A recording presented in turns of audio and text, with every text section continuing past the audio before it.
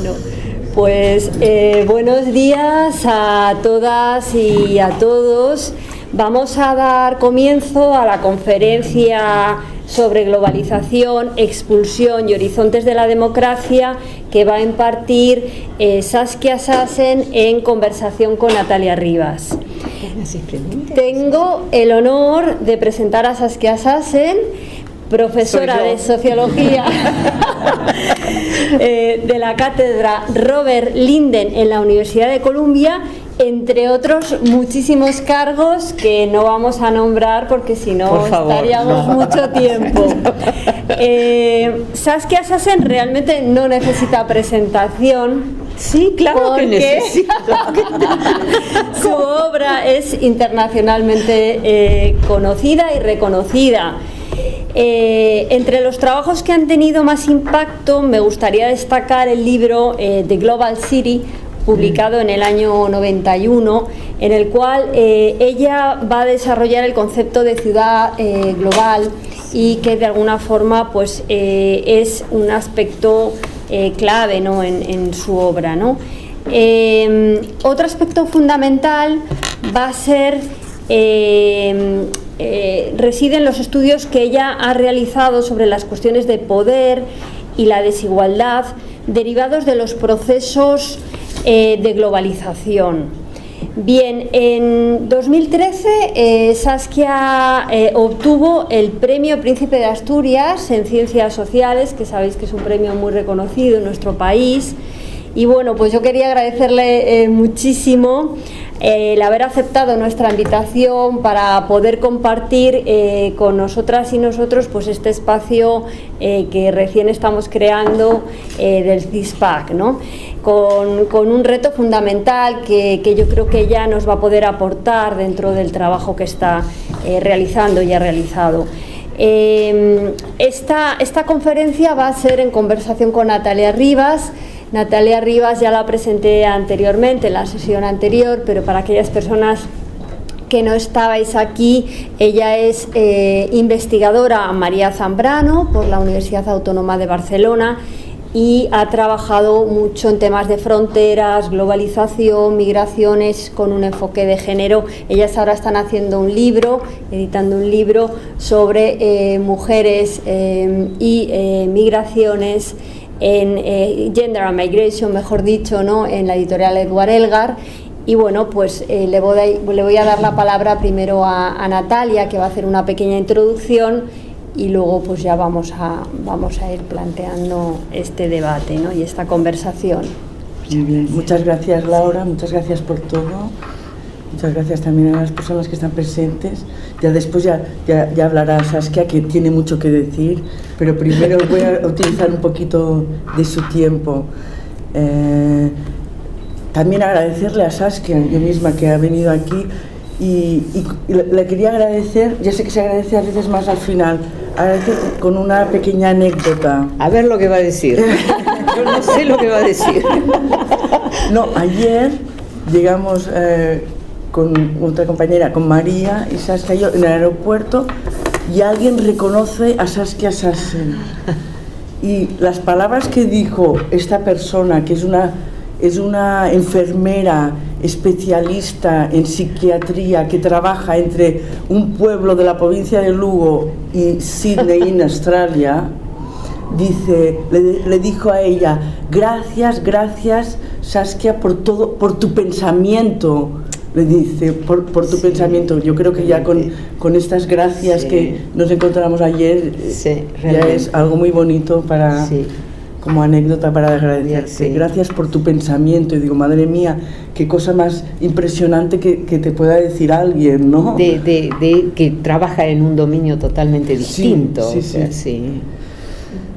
Y yo, bueno, y para presentarla, ya la han presentado académicamente Laura, pero yo, un aspecto que veo que no te han presentado a veces es como es una filósofa, también es filósofa, bueno, economista, ella dice economista, socióloga, pero es una filósofa del viaje. Es una filósofa del viaje. Eso nunca lo oí. Por eso digo, vamos a buscar algo distinto. Es una filósofa del viaje, o sea que Sí, y mira, porque no tenemos tiempo de mirar todo su trayectoria académica de investigación que ha hecho, pero si miras, era una persona que estaba constantemente en viaje, pero que esos viajes eran parte de su investigación. Entonces empiezas Argentina, Latinoamérica en general, Centroamérica, después va toda una época que está trabajando sobre las ciudades globales, Tokio, sí. Va mucho a Tokio, no sé qué, sí. Y cómo todos esos trabajos, difícil. Todos esos trabajos están dentro de todos estos libros, ¿no? y de su filosofía de viaje, que a lo mejor igual ella nos comenta alguna cosa más sobre este tema. Bueno, hecha ya los comentarios preliminares, el título que habíamos puesto para el texto, que tiene Saskia impreso, que también nos lo podrá facilitar después en el futuro, lo tiene ya, sí. ya lo tiene trabajado, es Formas de expulsión, porque ella tiene un libro que se llama Expulsión, que está traducido también en todos los idiomas, Expulsions, que es una de las grandes narrativas, porque ella siempre trabaja como grandes narrativas del cambio, las ciudades globales, etcétera, pero esta es otra de ellas, una de las más de hace 10 años más o menos, que empezó con estas narrativas de expulsión. Entonces, formas de expulsión y los horizontes de la nueva geografía atlántica, hablando de paisajes atlánticos. O sea, vamos a ver también lo que le podemos plantear a ella es qué nos sugiere para ver, teniendo en cuenta estas expulsiones, que nos sugiere para mirar hacia adelante y mirar hacia este paisaje atlántico, a ver cómo se define este paisaje atlántico, que es complicado también de definir, ¿no? Porque buscando, y estuvimos haciendo un poquito de búsquedas antes de venir, y entonces, claro, no sé si alguien va a hablar de otro tipo de Atlántico, que tuvo una importancia fundamental en los estudios de migraciones y de relaciones étnicas, etcétera, que era el libro del Black Atlantic. O sea, ¿qué es esto del Black Atlantic, ¿no? Y cómo hoy podemos poner también en todo este escenario que nos describe Saskia de expulsión y de buscar estas nuevas geografías, cómo capturamos este libro del Black Atlantic, que ya tiene 20 años, pero que ha generado tanta polémica y tantas líneas de investigación después. Entonces pensaba, bueno, a ver si buscamos nuevos cruces para estas geografías futuras. En su trabajo, Saskia, sobre todo cuando hablamos de este libro de expulsión, ella desarrolla toda su reflexión de una forma teórica y práctica. O sea, hay una reflexión sobre qué significa esta expulsión, estos procesos de expulsión, pero también hay una multiplicidad de casos prácticos en todo el mundo para entender la expulsión, como dice, como la selección salvaje de ganadores y perdedores en la globalización del siglo XXI, bueno, 20 y 21, siglo XXI. Ella nos ha proporcionado no solo todos los resultados de esta investigación empírica, sino también ella sujeta todo este conocimiento a una codificación conceptual, a un examen analítico. Esto le importa mucho. Siempre habla con esta palabra capturar estas categorías emergentes que nos ayudan a pensar. Describió en detalle las diferentes manifestaciones de lo que llamó selección salvaje, dice, savage sorting, viéndola operar en la reducción de espacios económicos, en el acaparamiento de tierras, especialmente, bueno, habla de bastantes sitios, pero de África, sobre todo, en la financiarización agravada en todos los aspectos de la vida social y en la severa devastación de la biosfera, en formas que, sabemos bien, cuestionan la capacidad de regeneración hoy en día. De todos estos trabajos anteriores que tienen, muy sintéticamente lo que nos sirvan para la reflexión de hoy, nos subraya cómo la economía global financiera ha hecho que la violencia a gran escala y sus diversas formas sean cada vez más invisibles. Por eso ella siempre habla de estos conceptos. Ya veréis, cuando habla, siempre habla de esta idea de visibilidad-invisibilidad, es un constante en ella. O sea que esta idea de capturar lo invisible es observando la economía global financiera. Las altas finanzas, sobre todo, que actúan de manera extractiva.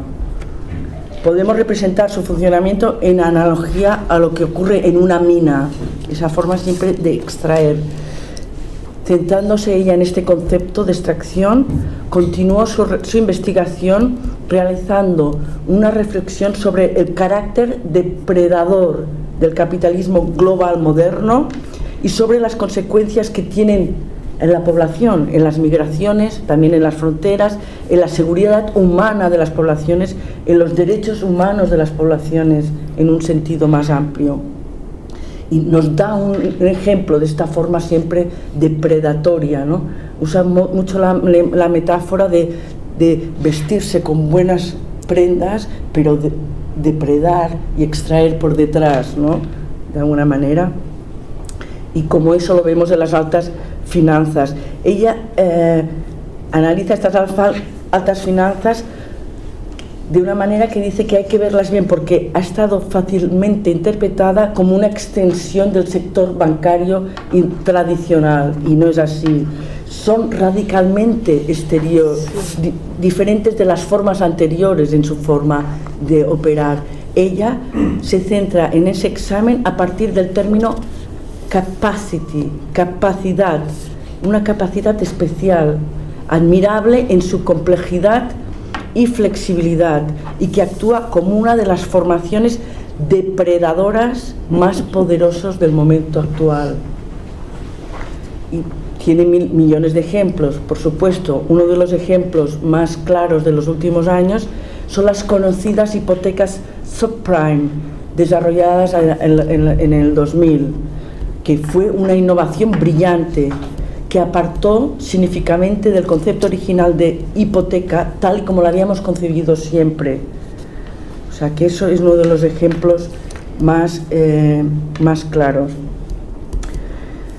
También podemos llevar estas observaciones un paso más allá al vincular las inversiones globales y su impacto en las comunidades locales. Vamos más a estas poblaciones con paisaje que estamos buscando hoy, ¿no? Sí.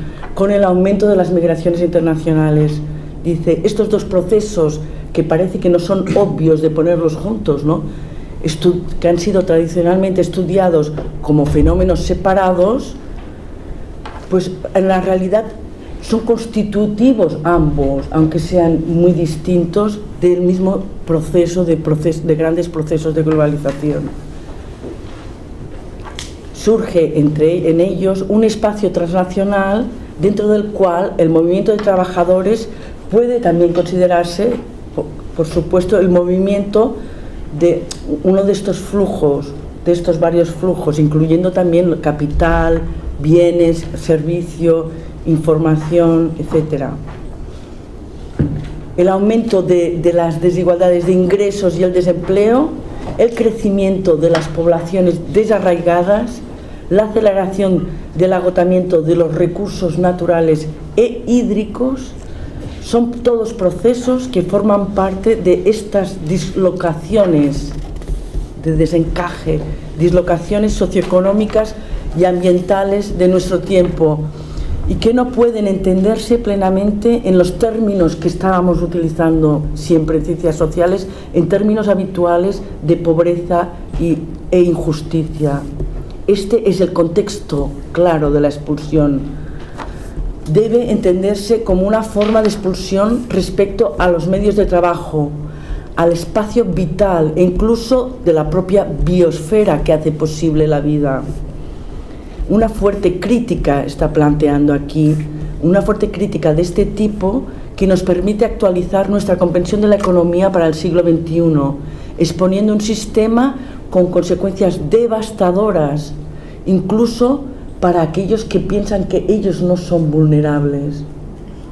Desde las finanzas hasta la minería, los tipos complejos de conocimiento y la tecnología que hemos llegado a admirar tanto, se utilizan con demasiada frecuencia de manera que producen una absoluta brutalidad, otro de los términos favoritos de Saskia, un escenario de brutalidad. Estos han evolucionado hacia formas depredadoras, conjuntos de conocimientos, intereses y dinámicas que van más allá del diseño de una empresa, un individuo o un gobierno. Como hemos dicho, ella muestra muchas formas de expulsiones y muchos lugares donde acaecen esas expulsiones que están más agravados en el caso de África, comentó. Pero una de las conexiones en las que se adentran bastante frecuentemente son las conexiones entre Estados Unidos, México y Centroamérica, que ella dice iluminan muy bien esta forma de la lógica sistémica de las expulsiones. El conocimiento sofisticado que ha creado las herramientas financieras de hoy es paralelo tanto a la experiencia en ingeniería que permite la explotación del medio ambiente como la experiencia legal que permite a las naciones que tienen, entre comillas, en oposición a aquellas que no tienen, adquirir vastas porciones del territorio de los que no tienen. Su libro Expulsions, pone de manifiesto hasta qué punto la mera complejidad de la economía global hace difícil, claro, es fácil decirlo, pero es difícil captarlo a nivel de investigación, hace que sea difícil trazar líneas de responsabilidad por los desplazamientos, desalojos y desarraigos que produce, e igualmente difícil que aquellos que se benefician del sistema se sientan ellos mismos que son los depredadores. Es difícil para ellos mismos identificarse así. Migraciones, guerras, colapsos económicos, crisis ecológicas y otros fenómenos masivos, nos muestra ella, que se han vuelto comunes en los últimos años, especialmente en Centroamérica, considerada una de las regiones más inseguras del mundo. Aunque nos preocupamos por su extensión y su recurrencia, tendemos a considerarlos como efectos aislados y no lo son. Sin embargo, estos son solo aspectos diferentes del mismo problema, a saber, las formaciones depredadoras, las denomina, formaciones depredadoras del capitalismo contemporáneo, que generan niveles de desigualdad sin precedentes. Un contexto en el que muchas personas acaban siendo expulsadas de la economía, entendido normalmente en el lenguaje de más desigualdad, más pobreza, más cárceles, más destrucción medioambiental, etc. Todo esto no es suficiente para marcar la proliferación de versiones extremas de lo que está pasando. Los elementos clave que dan forma a las expulsiones que le preocupan son lo que ella denomina como el margen sistémico, systemic edge, siempre lo utiliza bastante también, un margen que existe dentro de un sistema y los espacios de invisibilidad conceptual. Estos márgenes sistémicos están proliferando en varias áreas. El significado específico o la trayectoria de estas expulsiones, de dónde vienen expulsiones más directas, las origina normalmente en la década de los 80, cuando ella comenta que entramos en esa fase de capitalismo avanzado, cuando vemos que todos estos vínculos se ven más claramente, particularmente con los tiempos de degradación e insalubridad de la fabricación actual de componentes también electrónicos.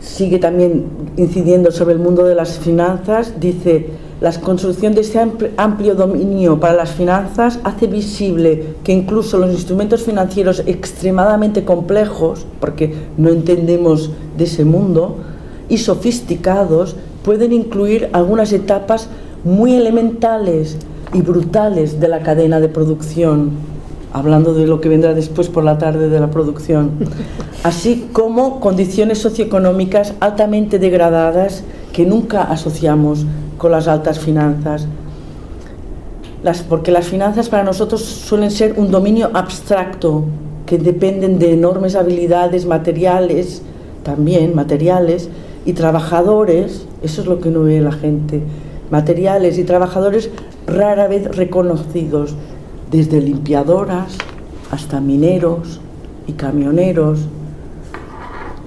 Puede demostrarse que la mayoría de las grandes migraciones de los últimos siglos y con frecuencia también de las precedentes tuvieron un comienzo generado por esta mezcla de condiciones. La pobreza, y eso ya lo decía en un libro antiguo de Mobility of Capital, no sé qué, en los años 90. No sé qué, me gustó el no sé qué. No sé qué. Me lo voy a acordar, Sí. El no sé qué. La pobreza no es una explicación suficiente. De lo contrario, tendríamos que ver millones de inmigrantes en todo el mundo. Esto sugiere que existe un contexto más amplio dentro del cual emergen los flujos migratorios. La pobreza no se cae del cielo, ¿no? La Eso. pobreza es hecha. Eso. O sea, eso sí. Y este contexto más amplio es el que a ella le interesa, el contexto amplio, este escenario de la gran narrativa. Y en eso ella se centra en varios tipos de flujo, pero flujos que todos comparten un factor importante: una pérdida masiva de hábitat generada por la destrucción causada por la guerra o por modalidades particulares del desarrollo económico. ¿Qué quiere decir muy destructivo? Por este desarrollo económico? También analiza, en esta perspectiva desde los 80, cómo entendemos este tándem de modernización y desarrollo. O sea, y siempre pienso en lo de modernos del Bruno Latour, es que hemos sido alguna vez modernos, sí, ¿no? Bueno, pues claro. este tándem aquí también, no solo de modernos y desarrollados, que es el que critica.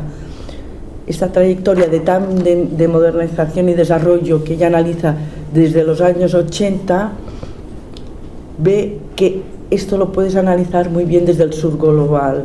O sea, muchas de las características negativas actuales de lo que vemos hoy en este escenario del sur global, como por ejemplo el fuerte aumento de la pobreza y la expulsión de los pequeños agricultores de sus tierras, se originaron, por eso que viene ya de los 80 más o menos, en parte en las estrategias de desarrollo lanzadas por las grandes instituciones internacionales y las empresas globales de los años 80 y 90. La minería y la agricultura de plantación se encuentran entre los ejemplos más significativos que ella muestra de un modo de desarrollo fundamentalmente extractivo, que deja atrás tierras muertas y aguas envenenadas. Soy un poco dramática. Sí, sí. Además, al insistir en abrir estos países a las importaciones, gran parte del sistema internacional ha terminado por permitir que grandes empresas multinacionales de consumo ingresen en mercados donde los productores y las tiendas locales antiguamente eran los actores claves y ahora ya no lo son. Pensemos ya, a ver si, en África, que lo hemos mencionado. ¿Por qué África? Y yo ya le pregunté en una entrevista anterior qué pasaba con África, por qué África, que ya no había trabajado nunca África, considera que es el actor principal de las expulsiones que se está produciendo en el sur global. ¿Por qué África, le pregunté, parece tan central en su análisis, mientras que en el pasado ella no la había analizado? Y así me contestaba. Aprendí de vos. Vos estabas haciendo el análisis. Eso. Sí. Desde el punto de vista del desarrollo social, dice ella, los programas de reestructuración del FMI y el Banco Mundial han sido muy problemáticos. La carga de la deuda acumulada en las décadas de 1980 y 90 tuvo efectos negativos en la composición del gasto estatal. Zambia, Ghana y Uganda fueron tres países que los reguladores globales como el Banco Mundial y el FMI consideraron cooperativos. Eran los buenos alumnos, responsables y capaces de implementar con éxito programas de ajuste estructural. Estos tres ejemplos ilustran que incluso los países que son muy apreciados por los reguladores globales en realidad se enfrentan a una serie de problemas. un elemento clave para entender África en este reposicionamiento del sur global es pues entender que el reposicionamiento de gran parte de África y también se ha dicho gran parte de América Latina y Asia en una nueva economía global masivamente reestructurada es fundamental. El debilitamiento de los gobiernos y la destrucción de las economías tradicionales han dado paso a una nueva fase de extracción por parte de estados y empresas poderosas y una nueva fase de economía de supervivencia por parte de las clases medias ahora empobrecidas y a los pobres a largo plazo. También analizó cómo se habían implementado las principales políticas de desarrollo desde la década de los 80.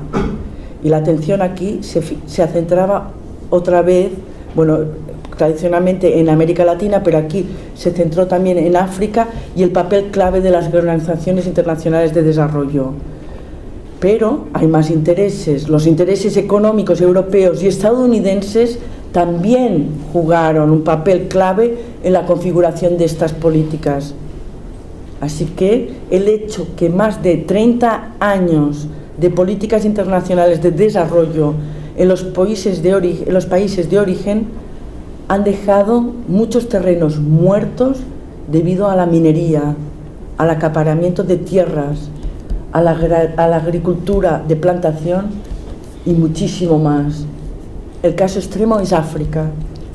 El resultado ha sido y sigue siendo la expulsión de comunidades enteras de sus hábitats rurales. Aquí tocamos de lleno con las personas y el paisaje. Pero todo esto se registra como crecimiento solo del PIB por cápita, incluso cuando este tipo de desarrollo agota la tierra y envenena el agua. Los pequeños propietarios saben cómo mantener viva la tierra, pero su producción rara vez se ha considerado en las medidas de crecimiento del PIB per cápita. Expulsados de sus tierras durante varias décadas, el reasentamiento en los barrios marginales de las grandes ciudades se ha convertido y sigue siendo la última opción para los expulsados o para aquellos que pudieran permitírselo salir de su propio país con Europa como destino común. No se trata, por tanto, del migrante en busca de una vida mejor, que espera enviar dinero a la familia que ha dejado atrás. Estas personas están en busca de una vida desnuda, bare life, en la terminología de Agamben. Por lo tanto, la explotación extensiva de canteras y la destrucción de las últimas décadas, repite, han resultado en una pérdida masiva de hábitat. Y esto, a su vez, ha hecho que las expulsiones de poblaciones rurales sean más inmediatas, también en el tiempo, más inmediatas y brutales. La reestructuración pasada ha creado una nueva lucha extrema por la tierra y los recursos, y los pueblos indígenas son a menudo las primeras víctimas. Importante en el análisis de Saskia es la falta de reconocimiento legal de este tercer tipo de migrante, el desalojado de su tierra para dar paso a una mina o una plantación. Este migrante no se encuadra en ninguno de los sujetos establecidos por la ley, el refugiado y el migrante. Este tercer sujeto es invisible a los ojos de la ley, porque es un tipo de refugiado vinculado a ciertas modalidades de desarrollo económico consideradas como positivas. Así pues, las prácticas de desarrollo europeas y estadounidenses, internacionales, etcétera, de varias décadas, así como su influencia en las instituciones internacionales como el FMI y el Banco Mundial, son factores claves en este análisis del paisaje humano de África. Los actores políticos y económicos que han permitido estas expulsiones deben rendir cuenta por estas acciones. Y como último punto, ¿qué esperanza, qué luz ve de futuro como respuesta democrática a estas expulsiones? en su análisis, siempre dentro de la globalización, al enfatizar la interacción entre lo global y lo local, la globalización le permite comprender nuevas formas y condiciones como ciudades globales, comunidades transnacionales, cadenas de productos básicos que son cada vez más comunes. De nuevo, señala como la historia de décadas de destrucción de las economías rurales y expulsiones disfrazadas de modernización y desarrollo ahora han llegado a niveles extremos. Vastas extensiones de tierra y de agua ahora están muertas debido a las minas, plantaciones y extracción de agua por partes de empresas del sector del privado, del calibre de empresas como Nestlé. Algunas de las guerras y conflictos localizados en África surgen de esta destrucción y pérdida de hábitat. El cambio climático reduce aún más la tierra ya habitable y el acceso que había hacia Europa ya no es lo que solía ser. Esta combinación de condiciones, guerras, tierras muertas y la expulsión de pequeños propietarios de sus modestas economías en nombre del desarrollo ha resultado en una enorme pérdida de opciones de vida para un número cada vez mayor de personas en cada vez más comunidades. Parecemos paralizados, dice Saskia, o disminuidos sobre lo que deberíamos hacer, disminuidos ahora en nuestra capacidad de actuar. Nos sentimos abrumados por situaciones en las que no tenemos poder. Esta competencia sí existía en los pequeños pueblos, eso era vital para la ciudadanía. Hoy, ¿qué hacemos? Nos falta la plataforma para levantarnos y decir, esto ya no lo acepto.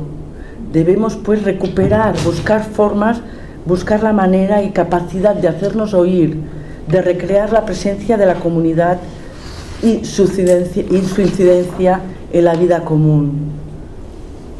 Pero claro, aquí tenemos una preocupación importante en ese sistema de poder, es el papel, el comportamiento político del poder superior, el 1%, esa global super elite, el 1% de los poderosos y sus ramificaciones en la democracia, una clase dominante favorecida por el libre mercado y la debilidad del gobierno y la inminente transformación del sistema político en lo que en el entorno estadounidense el presidente Carter llamaba oligarquía. La respuesta, por presidente lo tanto, americano, diciendo oligarquía, esa es una palabra que casi nunca uno la oye en Estados Unidos. Entonces, sí. La respuesta, por lo tanto, está encomendada a la solidaridad y la protesta más allá de las fronteras nacionales, siguiendo una alianza global y una movilidad de las clases bajas. Aquí ya eras de marxista internacional, ¿no? Una movilidad de las clases bajas.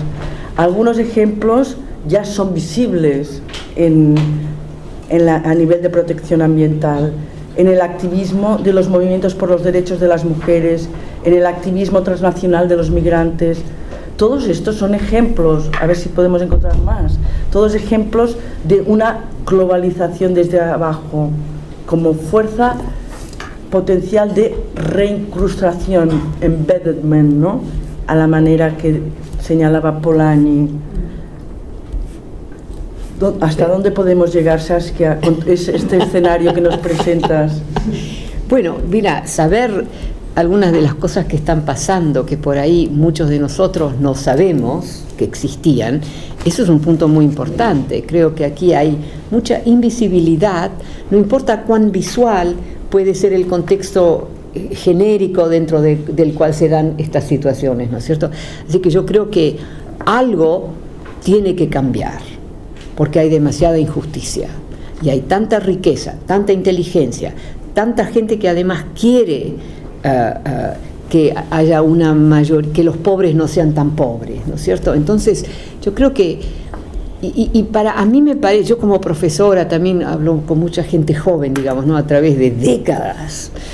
Entonces noto la diferencia de hace 30 años con el momento contemporáneo, que más y más jóvenes ven la negatividad en juego y un deseo de cambiar algo. Entonces yo creo que hemos realmente, por ahí, a mí me gusta pensar que hemos entrado en una nueva época. Entrar en una nueva época no es fácil de capturarlo, de verlo, de notarlo. O sea, es algo ambiguo. Pero yo todavía como profesora, digamos, veo muchísima gente joven que así como que tienen the will, ¿eh? ¿Cómo se dice eso en castellano? La voluntad, exacto. La voluntad de algo tiene que cambiar. Mismo si a ellos les va todo muy bien. Lo importante es justamente reconocer que justamente a nosotros, que todo nos va bien, que hay otros elementos en juego que de una manera positiva uno puede decir podemos hacer una diferencia, de una manera negativa que los que están bien van a tratar de matar es palabra demasiado fuerte, pero anular, muy elegante, ahí va, eso me lo voy a acordar. Ustedes saben que yo soy holandesa, así que mi castellano es un poco, menos mal viví y latinoamericana también. Y porque viví en Latinoamérica también, pero en casa siempre hablábamos holandés, así que de vez en cuando me falta, tengo más acento que vocabulario, ¿no? Como dicen, in the business. No, pero bueno, muchísimas gracias por yo no sabía que ibas a leer tanto. Están todos despiertos todavía, así que lo hiciste bien. Yo soy un poco holandesa, porque soy holandesa. Y nosotros los holandeses somos muy, ustedes lo saben, ¿no? Un poco casuales, un poco easygoing, ¿no? Nada dramático nunca. Entonces, pero no quiero minimizar lo que vos describís de mi texto, ¿no? Porque yo realmente, ese texto que ella leyó, ese texto mío, sí, yo pienso que ahí estamos, ¿no? Realmente. Te agradezco mucho, no sabía, pero... ¿Quieres que hagamos, qué te apetece, hablar un poco más o pasamos a preguntas con el público? No, yo hablar, I speak, pero ¿Qué te apetece más con preguntas? Hablo demasiado. Sí, si hay algunas preguntas, creo que eso sería bueno, me gustaría oír. Muchas gracias por el pensamiento y por toda esta reflexión. Y mi pregunta sería, esa voluntad, esa esperanza de cambio, ¿cómo se puede canalizar y articular transnacionalmente? Porque todos nuestros entornos locales queremos hacer algo y nos articulamos. Pero sí. Es que esa es parte del desafío, creo, ¿sabes? Que hay más y más gente joven, yo encuentro como profesora de, no sé, de décadas y décadas, que quieren, que saben que algo no es justo, que hay una injusticia embedded, ¿no? Embedded es incrustada en nuestro sistema, que ni siquiera uno puede decir culpables. No, hay un sistema de enormes capacidades que también está contribuyendo a algunos de estos negativos, no a todos, pero entonces es un momento peculiar, diría yo, en el que estamos un poco perdidos, en el sentido que hay muchísimo conocimiento en juego, pero que no logramos capturar lo que ese conocimiento podría cambiar. ¿Sabes? Hay como algún tipo de rigidez. Ahora, históricamente hablando, eso siempre ha pasado. Nunca hemos tenido situaciones complejas donde todo estaba perfecto. Eso no, nosotros no somos así. Nosotros los humanos es que no funciona eso. Pero hemos, a través de las épocas, también logrado matar algunas cosas que no se deben haber matado, bastantes, pero también algunas cosas nuevas, cosas que realmente ayudaron a la gente más pobre, que realmente eliminaron ciertas, ¿cómo se dice? Cuando algo se cambia en el sistema, los enfermos, ¿no? Las enfermedades. Sanar. Exacto. Así que ahora yo en este momento así de estos últimos años, yo no estoy segura what comes next. ¿Se entiende esa frase? ¿A dónde vamos? Porque también hay una juventud muy, muy dedicada a mejorar las cosas, que no le interesa tener mucho dinero, etcétera, pero hay otra juventud que le interesa muchísimo el dinero y también tienen el derecho a tener eso, digamos, ¿no? Pero entonces para mí, y también hay, o sea, nosotros aquí estamos en un espacio donde hay muchas tierras hermosas, donde hay muchas partes del mundo donde ya no hay tierra, es que ya no hay. Y ahora con las aguas que están, ustedes habrán leído, ¿no?, algunas de las cosas que están pasando, hay ciudades, no tanto ciudades como pueblos, ¿no?, que van debajo, están cayendo debajo del agua, o sea, están finiti, están terminados, ¿no? Así que algo ha cambiado en la sistematicidad, no de nosotros, pero de cómo están, lo que está pasando con el aire, con el viento, con las aguas, etcétera, etcétera, ¿no? Y hay países que están preparados para eso. Los holandeses, donde la mitad de la Holanda está bajo el nivel, ellos nos han mostrado que podemos hacer algo. Pero los holandeses son yo soy holandesa, ¿no? Y estoy muy contenta que no vivo en Holanda. Los holandeses son un caso serio. O sea, no, pero los respeto mucho. Así que, no sé, yo creo que es una invitación, el momento que estamos viviendo, es una invitación a pensar de una manera distinta. Eso no es fácil, porque estamos muy acostumbrados a nuestras modalidades. ¿Qué es lo que no vemos? Una pregunta que yo me hago siempre es, ¿qué es lo que no veo? O sea, lo que no veo que está pasando, lo que no veo que existe pero que no lo veo, lo que está emergiendo que deberíamos ayudar pero que no lo vemos, y lo que también hay muchas cosas que estamos ayudando, ¿no? Entonces es como un momento peculiar donde, y históricamente hablando, si vos te fijas en elementos que han vivido a través de siglos, ¿no?, hay algo que siempre se queda, que no desaparece, pero hay mucho que desaparece, ¿no? Entonces, mi pregunta para mí es, ¿dónde estamos ahora? Hemos logrado extraordinarios avances, brillantes no sé qué, eso hace de todo. What's next?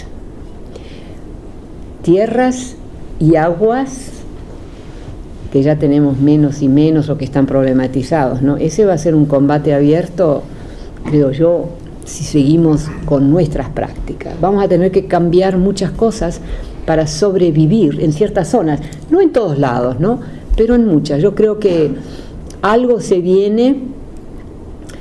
Yo veo estos grandes edificios que están aquí, que son bellísimos, que estoy viendo yo, ustedes tienen pero saben lo que estoy hablando. Pero ¿a qué precio? ¿A qué precio va?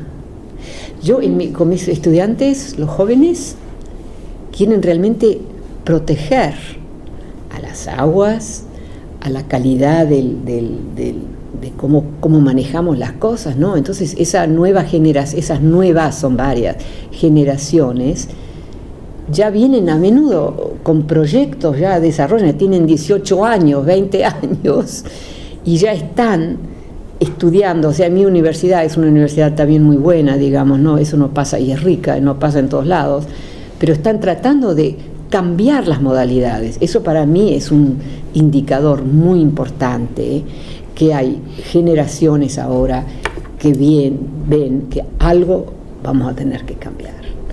Ahora, estos edificios enormes que tenemos aquí, que son bellísimos además, ¿necesitamos tanto de esto? Por ahí sí, en algunos lugares sí. Nosotros sabemos que hay ciudades que necesitan. En otros lados, esto está todo lleno y ocupado, totalmente lleno. No, sí. Pero por ahí, en un futuro vecino, lo van a llenar todo, ¿no es cierto? Pero, o sea, hay algo, yo no soy experta hay algo que va a tener que cambiar. Y cambiará, y serán nuevas generaciones, que ya las vemos ahora, ¿no?, que van a ayudar. No pueden hacerlo solos, tenemos los expertos, ¿no?, todo eso. Pero creo que es un momento interesante de pensarlo así, de que el planeta nos dio mucho, el planeta en el que vivimos, pero nosotros agarramos mucho también, agarramos quizás demasiado, ¿no? Bueno, esa soy yo, la holandesa, hablando, así que ustedes no tienen que estar de acuerdo, ¿no? Los holandeses, ustedes saben, la mitad está a bajo nivel, así que para nosotros es cuestión de vida o muerte un poco, ¿no? Claro que estamos, we are engaged, ¿no? Comprometidos. Estamos comprometidos. La gran mayoría no están tan comprometidos, ¿no? En los países, pero hay ciertas regiones que están comprometidas y van a emerger más y más dramáticamente, creo, ¿no? Así que eso como un elemento que yo no me lo quiero olvidar, por así decir. Ahora, yo me voy a morir dentro de un poco, ¿no? Porque tengo mi edad, como todos. Entonces, yo no lo voy a vivir, ese drama, pero no sé, no puedo dejar de pensar en 30 años dónde vamos a estar. Va a haber zonas que ya no van a existir, van a estar bajo agua. Entonces, y hay desiertos también, o sea, los desiertos se van a volver elementos muy importantes, ¿no? Algo va a ser muy cambiado y me encantaría poder vivir, que no va a pasar eso, para ver ese futuro de hace, digamos, dentro de 20 años, algo así, ¿no? O sea, eso, bueno, ya hablamos bastante nosotros. Yo ya hablé bastante. Sí, claro. Sí. Tú, Laura. No sé quién. Pues encantado de hablar con Saskia. Quería ¿qué va a ser el futuro, la nueva etapa? A mí me preocupa un poco esta sociedad capitalista de vigilancia, ¿no? De la que hay un famoso libro al respecto. Tenemos ahora conocimiento de lo que está ocurriendo, la mariposa que se mueve en China, la sabemos, la estamos, pero creo que no hay, al menos yo soy un poco mayor, en la gente joven que yo trato, veo que quizá las tecnologías nos han hecho muy individualistas, entonces quizá hay excepciones, sí, en universidades donde hay mucha capacidad de emprendimiento, sí, de solidaridad, sí, lo que me preocupa justamente es la solidaridad. Y esa solidaridad que usted habla de esas tierras que están abandonándose, yo soy jurista y estamos trabajando en un nuevo convenio internacional para los refugiados ambientales en sentido amplio. Exacto. En Limos, ¿no? Sí. Hay un movimiento mundial. Me preocupa sobre todo la lucha contra la porofobia. Es un concepto que se ha generado en España. La porofobia. Sí. Es miedo a los pobres. Miedo a los pobres. Es una nueva palabra. Sí. ¿Cuándo apareció? ¿Cuándo nació? Porque tiene que haber existido a través de los siglos en sí misma, pero nosotros no sabíamos, ¿no es cierto? Es la filósofa Adela Cortina que generó en un famoso libro este concepto que se ha incorporado a la Real Academia de la Lengua. Me preocupa, por tanto, sí, una visión individualista. Tenemos mucho conocimiento, pero hay una reacción individualista y una falta de acogida ante refugiados que van a llegar porque esas tierras van a quedar baldías. Sí. Digo, sí, no sé si el tema de la solidaridad, que es un tema clásico, sí, que nos podría... Sí. Yo creo que estamos viendo el surgir en varias partes del mundo de una situación para la cual no estamos preparados. No lo hemos pensado, decimos, yo no quiero nada que saber con esto, así que yo creo que estamos entrando una nueva época, y en sistemas complejos no es simple entender qué es lo que pasó. O sea, por ejemplo, estos edificios, yo no sé cuán habitados están, pero me tienen muy intrigada. Realmente. Entonces, estos edificios, puede llegar el momento, vuestra situación es muy bella aquí, a ustedes parece que lo tienen todo y aquí no hay riesgos enormes, ¿no? Pero llegará el momento cuando estos edificios por ahí van a cumplir con funciones no esperadas, digamos, refugios, salir del agua, de las aguas bajas, andá a saber lo que va a ser. Fuegos, vamos a tener más fuegos también, ¿no es cierto? Entonces, hay que empezar a pensar sobre eso, pero claro, yo me voy a morir dentro de unos años y... ¿no? Entonces son la juventud, es nuestra juventud, pero dice que va a confrontar. Y son individualistas. Entonces, sí. ¿cómo lo arreglan? Claro, ese es el desafío, ¿no? Pero yo creo que ya va a haber más y más, porque las cosas van cambiando. Y hay mucha inteligencia también entre la juventud. Habrá algunos que creen que todo está bien, everything is okay, ¿no? Como dicen en Estados Unidos, pero yo creo que está emergiendo, diría yo, un nuevo tipo de conocimiento de nuestro planeta o nuestra región, ¿no es cierto? No tiene que ser todo el planeta, pero que algo está cambiando. ¿Dónde va eso? Eso depende de tantas cosas, ¿no es cierto? De quiénes son los liderazgos, cuáles son las fortunas que pueden decidir que vamos a ayudar, las que no van a decidir que no, a que nosotros no nos metemos en esto. O sea, vamos a tener que luchar un poco para conseguir más recursos, para proteger al medio ambiente. Yo digo, tanto a los animales como a los humanos, pero las destrucciones que hemos visto, que han dejado zonas en muchos países que están destruidas, son tierras muertas. Hemos vivido en ese sentido, esas son condiciones extremas, las hemos vivido y creo que nos estamos saliendo de esa modalidad, porque hemos reconocido that's not going to happen. Está pasando todavía, ciertamente en un país como Estados Unidos, que es tan grande y no tiene tanta gente, cuando todos... Entonces, esos ahí se creen que... Y hay muchas tierras muertas, aguas que se han matado, ¿no? Que existen como agua todavía, pero ya no son químicamente destruidas, ¿no? Entonces, hay tantas modalidades distintas en juego, ¿no? No sé si te contesté la pregunta, pero sí, ¿no? Una manera Había varias preguntas. Estaba Lorenzo, un compañero. Hola. Creo que por aquí estaba el compañero primero, me parece, ¿no? Sí, y luego... Muy bien, muchas gracias. Mi nombre es Alfonso Vargas, yo también vengo de La Raya, que de La Raya es más del sur. Sí. La Raya es la frontera de Galicia. Pero bueno, España, la pregunta no va en ese sentido. La pregunta va en el sentido de lo que usted acaba de expresar en cuanto a su experiencia de ese deseo de cambio que palpa en los jóvenes, ¿no? Yo podría concordar, estar de acuerdo con usted desde mi humilde experiencia en esa apreciación. También percibo ese deseo de cambio, ¿no? De que algo tiene que cambiar. La gran pregunta es ¿qué? Sí. ¿Qué es lo que tiene que cambiar? Sí, sí. Entonces, yo llevo esto a mi campo.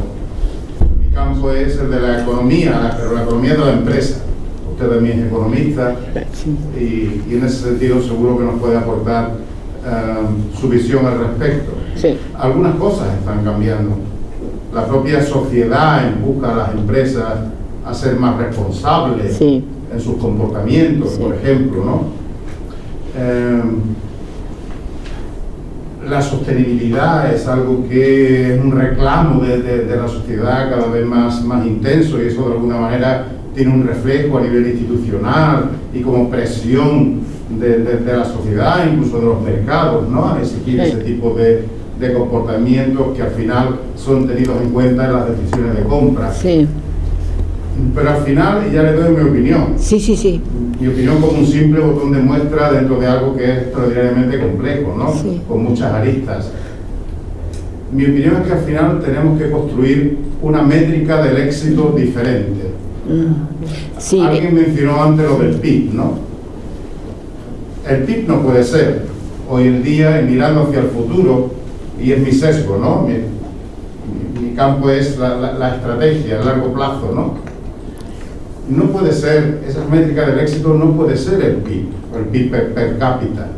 Tenemos que construir una nueva métrica del éxito que integre ese sentimiento, esas necesidades de cambio de una sociedad que está evolucionando a una velocidad de vértigo, con un factor que no se nos puede olvidar, porque es extraordinariamente importante, que es el tecnológico.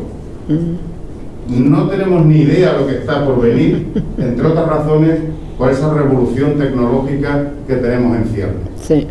En fin, esa era un poco la apreciación que quería compartir con usted para saber su opinión. Yo creo que esa construcción de la nueva métrica del éxito es fundamental, y también pensar hacia dónde nos lleva ese factor tecnológico es clave para entender what is next, ¿no? Sí. Sí. ¿Qué es lo que viene? O sea que entiendo que lo que vos estás llamando, lo que llamaste, tiene que ver con ciertos sectores, ¿no? Donde hay dinero, donde hay capacidades que pueden cambiar las situaciones, etcétera, etcétera. La gran mayoría del mundo, en nuestro mundo, no está en eso. O sea que una manera de empezar a contestar tu pregunta es que aquellos actores o empresas, lo que fuere, ¿no? Que realmente ganan muchísimo dinero, por ponerlo de una manera simple, que ellos tienen que también contribuir a rescatar a todo aquello que se está hundiendo, o sea, hundiendo porque hay demasiada agua, porque las aguas están contaminadas, porque ya no hay espacios, etcétera. O sea, estamos empezando a confrontar de manera bastante visible que por ahí hace 30 años no lo veíamos, pero ahora lo estamos viendo, que nuestro planeta, pobrecito planeta, está trabajando bastante duro para existir, para no estar inundado, etcétera, etcétera, ¿no? Entonces, la verdad es que yo no sé cómo esto se va a manejar. Lo que sí sé es que hay mucha gente, muchos jóvenes especialmente, que están en alerta, y esto me parece importantísimo. Ellos they are not fooling themselves, no sé si se entiende esa palabra. Engañarse. No están ahí engañándose. Exactamente. Sabemos demasiado. Y surge también el elemento de recuperar respeto a ciertos tipos de expertos, que no los llamamos expertos, pero que son la gente a menudo pobre, modesta, en todas partes del mundo, que saben cómo cuidar su espacio.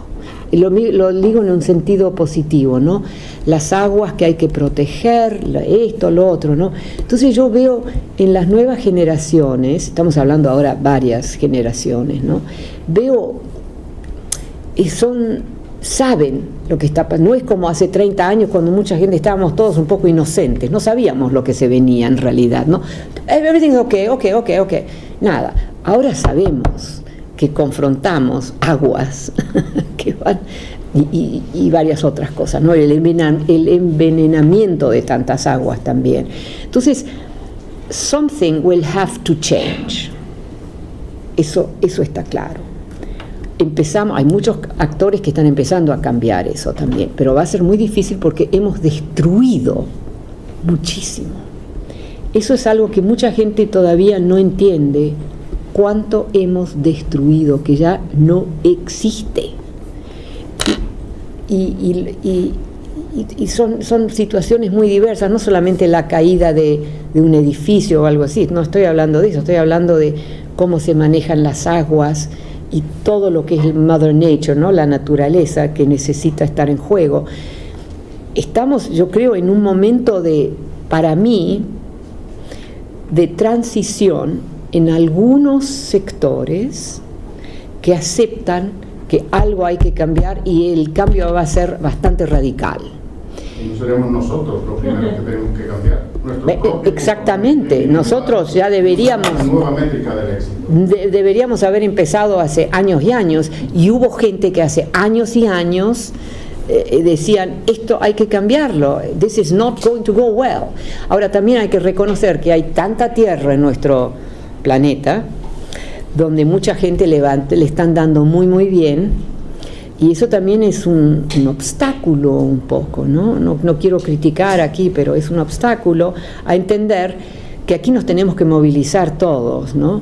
Para un futuro, porque hay situaciones todavía donde todo está muy bien.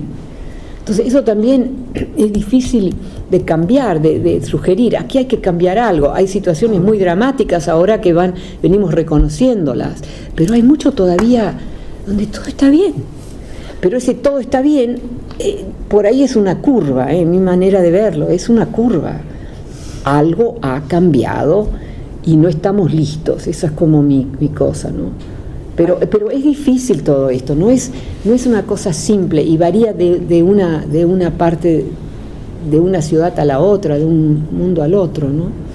hay opiniones que dicen que no lo ponen tanto como tú pones el acento en los jóvenes, sino he leído cosas que dicen que el problema es que es esta generación, bueno, no sé, de vuestra generación, mira, para decirlo directamente, vuestra generación, que ya ellos sabían que había el tema ecológico, no es que ahora vale, sale más en los periódicos, lo que sea, pero ya se sabía que es esa falta de esa generación que no hizo nada aún cuando estaban a tiempo. Y había expertos que lo estaban... dice, hay gente que dice que este fue el problema de estas generaciones, que esto, como tú dices, it's okay. Sí. Es que es difícil también, y las vidas que vivimos no es que tengamos tanto tiempo, etcétera. Así que cómo cambiar, ¿no?, ciertas cosas, no sé. Y ahora estamos en este edificio muy hermoso, además ahí fuera tantos otros edificios grandiosos. O sea, esto aquí es hermoso, eso ahí es grandioso, ¿no? No sé si me nota la diferencia aquí, pero eso también es como que it's talking to me, ¿sabes? All these empty buildings talking. O sea, vamos a ir aprendiendo. Yo creo que las nuevas generaciones realmente están, no todos, porque también no quiero exagerar, pero estamos viviendo un momento de cambio, es una manera gentil de decirlo, y algo vamos a tener que cambiar. Estos edificios están ahora estoy curiosa yo, ¿están máximamente llenos o? Okay. Sí, vamos más preguntas. El reto es llenarlos. Hay otra pregunta. Teníamos aquí dos preguntas, bueno, pues aquí la compañera, y luego ya... Muchas gracias, Sakia. Yo soy latinoamericana, vivo en la Argentina. Mi principal interés en mi formación son los conflictos ambientales en Latinoamérica y principalmente en mi país. ¿Cuál es tu país? Argentina. Argentina, mi país también. Sí. Y quisiera saber si para usted existe una única causa de los conflictos ambientales. Única causa. Una única, o hay un juego de factores que se ponen a raíz del extractivismo, en donde entran en juego para que estas relaciones de poderes entre comunidad, Estado, sector privado confluyan en la conflictividad. Claro, yo creo que algo está cambiando, pero no está cambiando en todos los lugares y no está cambiando suficientemente. Entonces es muy difícil porque tenemos tantos elementos en juego, por así decirlo, ¿no es cierto? También nuestras prácticas, la comida que queremos, los viajes que queremos hacer, eso también está en juego, digamos, ¿no?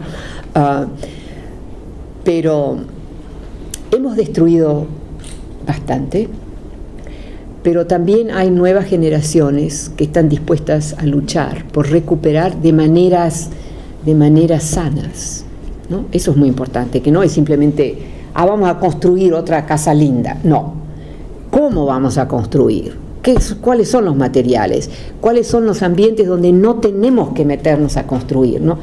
Eso ahora está en juego, creo yo, de una manera seria que no la hemos visto hace 30 años, no lo veíamos, hace 20 tampoco en realidad. Entonces ahí hay algo está en juego, porque tampoco no somos estúpidos, ¿no? Hay muchos estúpidos entre nosotros, yo probablemente soy una, pero algo ha cambiado y lo sabemos. Ahora, hay partes del mundo, yo viajo bastante, donde se ven las cosas muy distintas, y hay dos modalidades. Una es nos estamos hundiendo, nos estamos muriendo, cómo es posible, bla, bla, y la otra es todo está bien. Sí. Y así somos también nosotros. O sea, somos frágiles, somos entidades frágiles en cierto sentido, y tenemos que tener un poco de confianza en que tenemos un futuro, porque si no, pero no nos podemos engañar demasiado, siempre también estamos muy preparados para engañarnos un poco, somos así, porque si no estaríamos siempre tristes, ¿no? Pero aquí there is work to be done. Pero yo creo que eso está pasando, está pasando. No en todos lados, pero está pasando. Teníamos ahí, no sé, Laurencio, si quieres, o Xavier. Cuando me toque. Pues te toca ahora y luego Xavier, porque ya el vídeo hace mucho. No, a Lorenzo. Sí. A ver, bueno, primero, muchas gracias, te digo en privado y te lo doy en público también por estar aquí y por este diálogo, ¿no? Y yo quería formular dos cuestiones. Una, como historiador, ¿no? De aquí, una parte ¿Historiador de esta región? Del mundo rural, fundamentalmente. Del mundo rural. La cuestión es, decir, yo creo que, hablando del futuro y del presente, ¿no?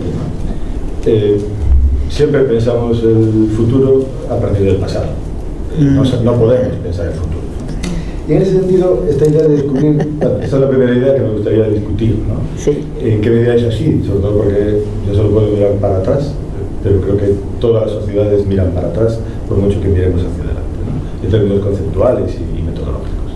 Pero la cuestión es que esta idea de descubrir lo invisible del presente, que tú dices, efectivamente yo creo que es el reto, y me parece un reto muy importante, o sea, es lo que queremos hacer aquí, ¿no? O sea, lo que estás hablando ahora de aquí a aquí.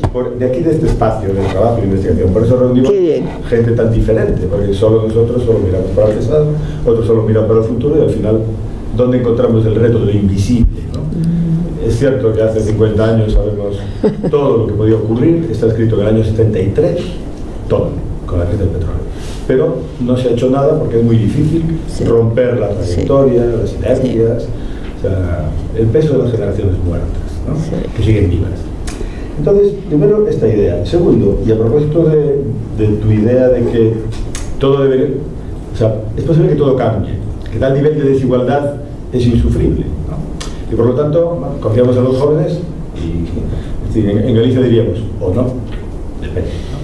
Porque Thomas Piketty acaba de hacer una reflexión muy parecida, ¿no? Él ha trabajado mucho sobre este tema y sobre la desigualdad, y le hace una reflexión desde el pasado francés, ¿no? Es decir, tal nivel de desigualdad dio la Revolución Francesa, tiene que haber una revolución. Claro, ¿qué es lo que cambia? ¿Y qué es lo que ocurre? Que el nivel de desigualdad en este momento es, primero, tiene que ver con los comunes ambientales, ¿no? con la vida, con la tierra, con el agua, con el ambiente, y es planetario. ¿Es qué? Planetario. Global, sí. No es francés, exacto, ni gallego, ni es planetario. Sí. Por lo tanto, y en relación con la primera pregunta también, es decir, ¿cómo ves? O sea, necesitamos pensar el futuro desde el presente, ¿no?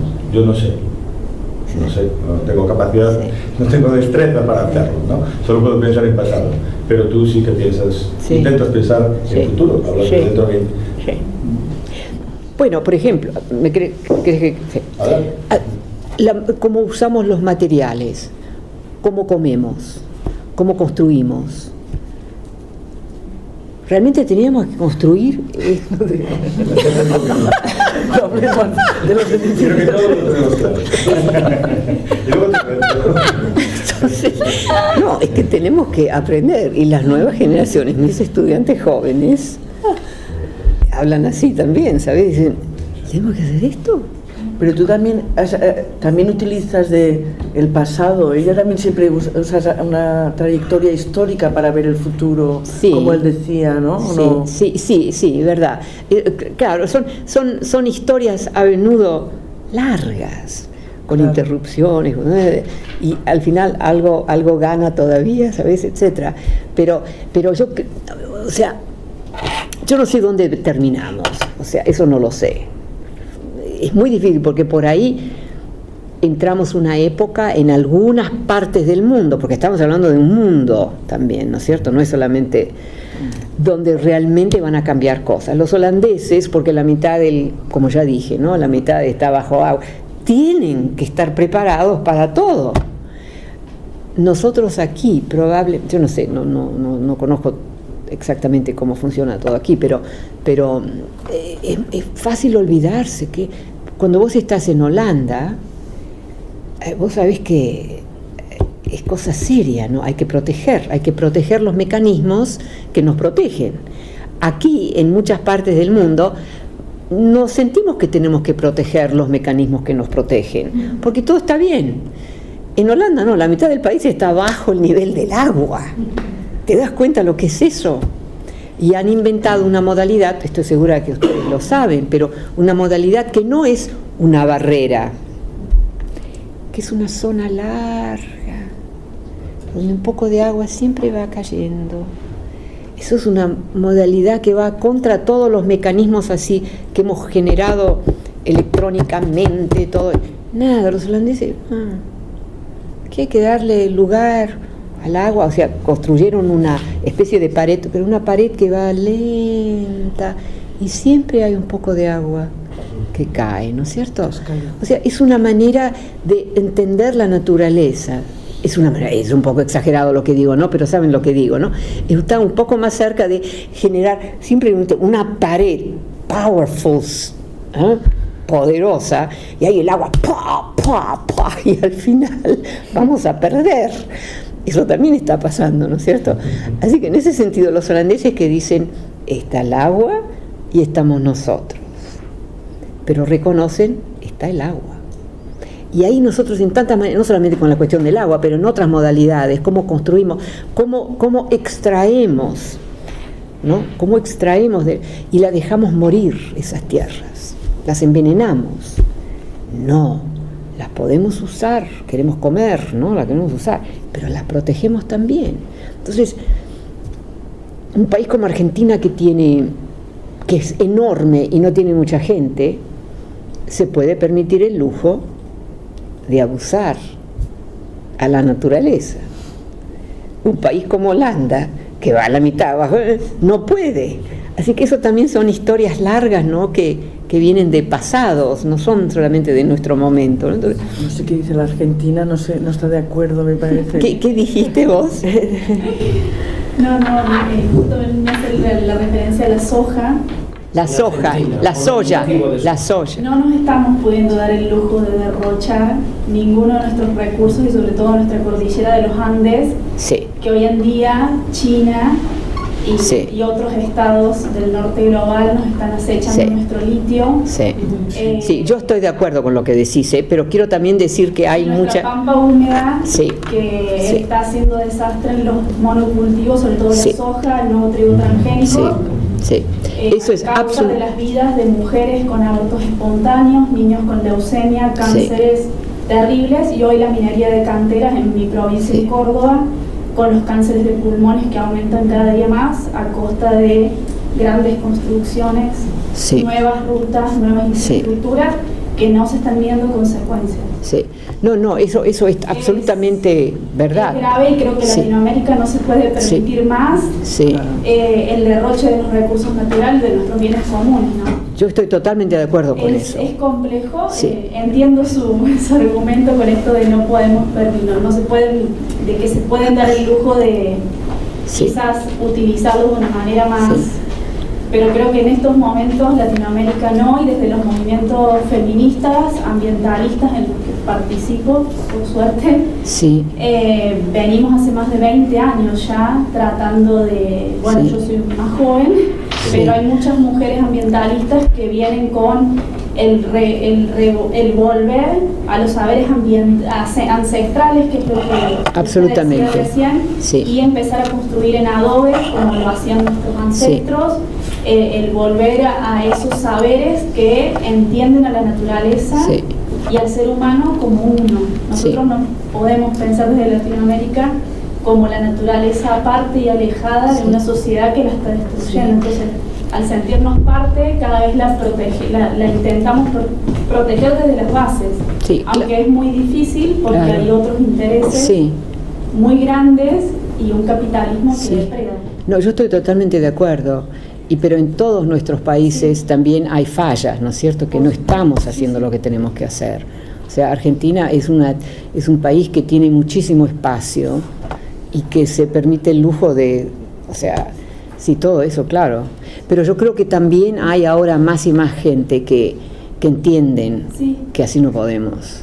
Pero es una lucha, eso no se va a caer del cielo, eso vamos a tener que hacerlo nosotros, porque nosotros los hemos destruido, y eso no se va a caer simplemente porque decimos, ahora me voy a portar bien. No, va a llevar un trabajo infernal cambiar ciertas cosas. Pero estamos desarrollando formas de construir, that they work with Mother Nature, ¿no? Como me gustaría decirlo a mí. Eso también es importante reconocerlo, y hay que ayudar a otros. O sea, los holandeses han sido muy buenos, tenían que hacerlo, porque si no, ¿sabes? Pero hay muchas cosas que podemos hacer y hay muchas modalidades que se han inventado que son buenas, pero que no vienen usadas, no vienen usadas suficientemente.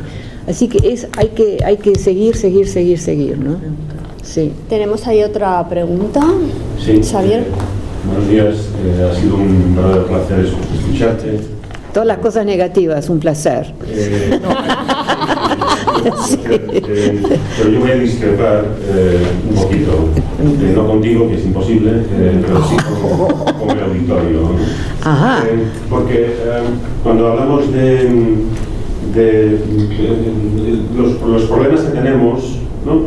Parece que son generacionales, ¿no? Y yo creo que no son generacionales, son sistémicos. Fijaros, el año que viene se cumplen 100 años de la publicación de un libro que se titula, en español, La Organización de la Unidad Económica Campesina, de Chayanov. ¿Quién lo publicó? Ruso, un economista ruso. ¿Que vivía en Argentina? No llegó a Argentina. Lo asesinaron antes.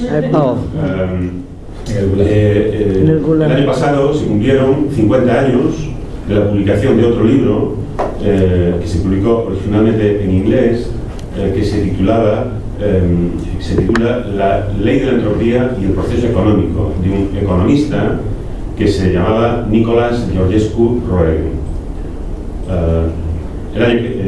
Eso el año pasado. Este año se cumplen 50 años de la publicación del informe Meadows, del matrimonio Meadows, sobre los límites del crecimiento económico.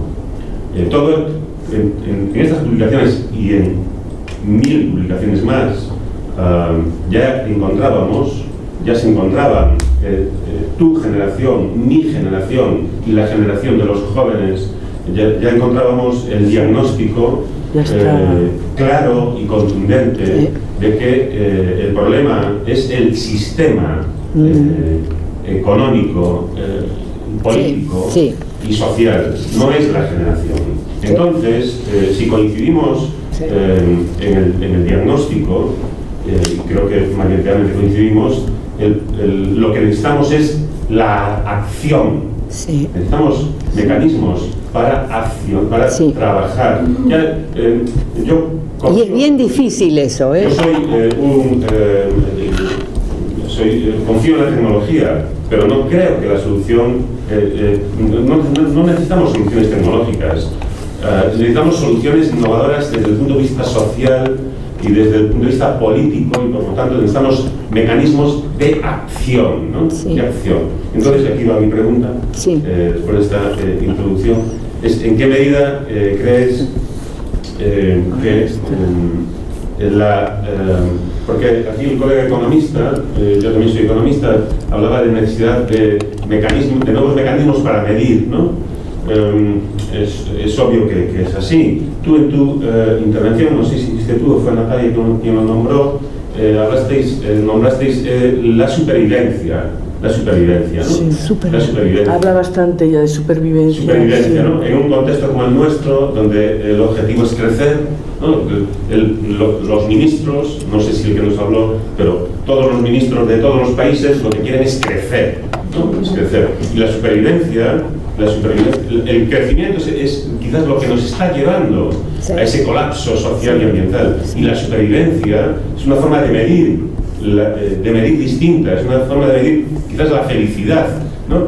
La felicidad no para los holandeses ni para los españoles, porque nosotros vivimos en la abundancia y somos el mundo, la parte rica, ¿no? Pero para esos millones de africanos o de latinoamericanos o seres quizás la supervivencia podría ser una forma de medir el éxito social, ¿no? Entonces, ¿en qué medida crees tú que ese indicador u otros similares, ese indicador o concepto u otros similares podrían ser útiles para construir una respuesta sistémica que nos permita accionar, que nos permita trabajar, que nos permita construir desde la comunidad y desde la desconexión de esa globalidad, porque esa globalidad es la que nos lleva a que Argentina, que es un país tan grande, o Estados Unidos, que es un país tan grande, esté produciendo, ese sistema está a nuestro servicio, porque mi alimentación carnívora requiere de esa producción que viene de la pampa, y etcétera, etcétera. Entonces,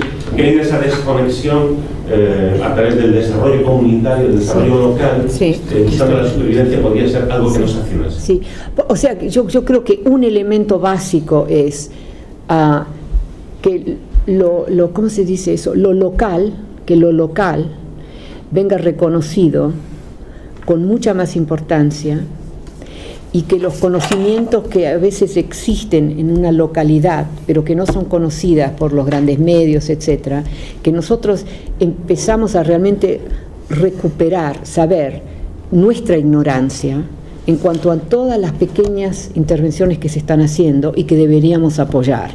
Hay otras intervenciones que las queremos matar, claramente, porque no son buenas, pero yo creo que ¿cómo decirlo? In English I would say, ¿me entienden el inglés? Sí. I would say that we are dependent, somos dependientes de toda una serie de actores que nos han dicho que ellos lo tienen todo, ellos nos dan la comida, ellos nos dan lo demás, en vez de recuperar otras modalidades donde nosotros también éramos actores en nuestras condiciones, ¿no es cierto? Ahora, el mundo como está ahora en muchas partes del mundo, no en todas, hay actores dominantes que tienen sus propios intereses, que nos hacen muy difícil, digamos, generar, por ejemplo, en una ciudad de un cierto tamaño, por ahí si es enorme es otra cosa, de un cierto tamaño, donde que nosotros podemos colectivamente generar nuestras necesidades, porque tenemos que, sooner or later, ¿no?, vamos a tener que aprender eso, vamos a tener que aprender cómo nos protegemos en nuestras condiciones, pequeñas o grandes, ¿no? Entonces, yo creo que hay todo un sector económico que gana muchísimo de dejarnos a nosotros ignorantes en cuanto a lo que podríamos hacer. Es una manera un poco simplística de decirlo, pero esa es lo que yo veo, digamos, ¿no? Y lo veo en parte porque veo que hay pequeñas entidades que están empezando a decir, nosotros vamos a plantar nuestra, etcétera, etcétera, ¿no? Ahora, eso es un elemento importante, pero es parcial, ¿no es cierto? Porque tenemos tantas otras, necesitamos los coches, necesitamos esto, entonces, las nuevas generaciones indican parcialmente que algo puede cambiar. O sea, eso ya es un paso importante. Podemos cambiar algo, no podemos cambiar todo, pero podemos cambiar algo.